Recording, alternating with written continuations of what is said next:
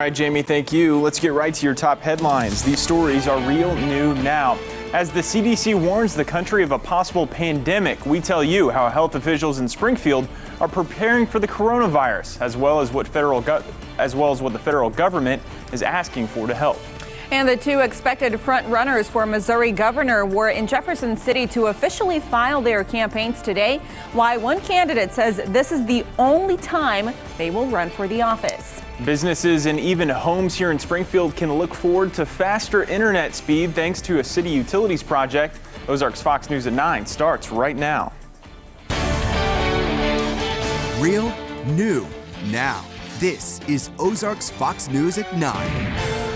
Good evening. Thanks for joining us. For Ozarks Fox News, I'm Jennifer Abreu. And I'm John Adams. Health officials today warning the spread of the novel coronavirus, now known as COVID-19, into the United States is certain. The Centers for Disease Control and Prevention says it's not a matter of if, but when, urging the country to begin preparing. So our Madison Heaver spoke with the Springfield-Greene County Health Department to see what it's doing. Madison, what are the plans for stopping the spread of this virus if it makes it here to this area? Yeah, Jen, they told me they've been prepping for a while now and are constantly talking about what their plan is. Right now, the health department doesn't see this novel coronavirus as a big risk to the community, and that's because there hasn't been any confirmed cases in Missouri. They're working with local medical personnel as well as monitoring the outbreak. It's important to remember that there are multiple strains of coronavirus. In fact, most of them cause the common cold. But this new one, COVID-19, is one most people haven't been exposed to. Kendra Finley with the Springfield-Greene County Health Department says they're prepared if COVID-19 does make its way into the Show Me state. There are no cases in Missouri. So what we look at is what is the risk that is currently present and what do we need to plan for. This is our expertise. We operate behind the scenes. We have expert staff. We are committed to do this. We are literally on call 24/7, 365. We want to assure the public that we are ready to respond to this if and when it gets here. Finley also says that you should be more careful to prevent the flu right now. She says you can prevent the spread of illness by washing your hands, covering your mouth, and keeping your distance from others. Madison, thank you. No confirmed cases here in Missouri, but there are 53 confirmed cases of the virus in the U.S. The Trump administration is ramping up its containment efforts, asking Congress for an additional $2.5 billion to help fight the outbreak, most of which would come from shifting money from other government agencies or from funds set aside for prevention treatment for other illnesses like Ebola. Democratic lawmakers are criticizing the administration's plans, saying the proposal lacks specifics. Health and Human Services Secretary Alex Azar says it's hard to provide specifics when the world is still learning about COVID-19. Clinical trials are underway for a coronavirus treatment. The National Institutes of Health Scientists is evaluating a treatment called remdesivir. This new trial is taking place at the University of Nebraska Medical Center. The first participant is one of the Americans who was repatriated to the U.S. after being quarantined on the Diamond Princess cruise ship in Japan. We have a follow-up story for you now. A jury decides an investigator is not solely responsible for evidence that could have kept a man out of prison. That's the verdict in the civil trial of Brad Jennings versus Missouri Highway Patrol Sergeant Dan Nash. You might remember Jennings claims Sergeant Nash suppressed evidence that could have cleared him from being wrongfully convicted in his wife's death. That evidence was a negative gunshot residue test that was never brought to light during Jennings' trial. The jury today found Sergeant Dan Nash not liable in this case in a unanimous decision. This verdict means Brad Jennings will not be receiving any damages for lawyers and court fees, nor financial losses from spending 8.5 years in prison. Jennings' attorneys told us they will appeal this decision. Making local news tonight, police in Springfield have arrested 3 people for recent thefts of catalytic converters in the area. Several nonprofits, businesses, and homes have been hit over the past few months. The catalytic converter controls the exhaust released from your vehicle. Well, the part can be resold, sometimes for hundreds of dollars. A car will still run when the catalytic converter is stolen, but it's not legal to run. Springfield police tell us the 3 people they arrested are not part of the core theft issue. Investigators are not releasing many details either because they want to catch the people responsible for most of these thefts. Now, we'll keep covering this story and let you know about any developments.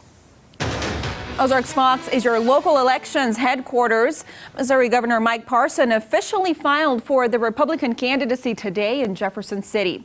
But it was a separate announcement that is getting the attention today. Governor Parson said this current bid for the governor's seat will be his first and only campaign for the office.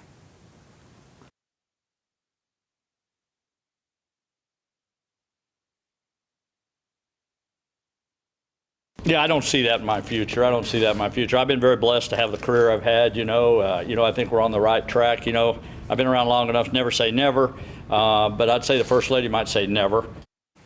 Parson's main opponent in the race for governor is Missouri State Auditor Nicole Galloway. She filed for the Democratic nomination today. Galloway says if elected, she would bring a new approach to the governor's office with a focus on health care.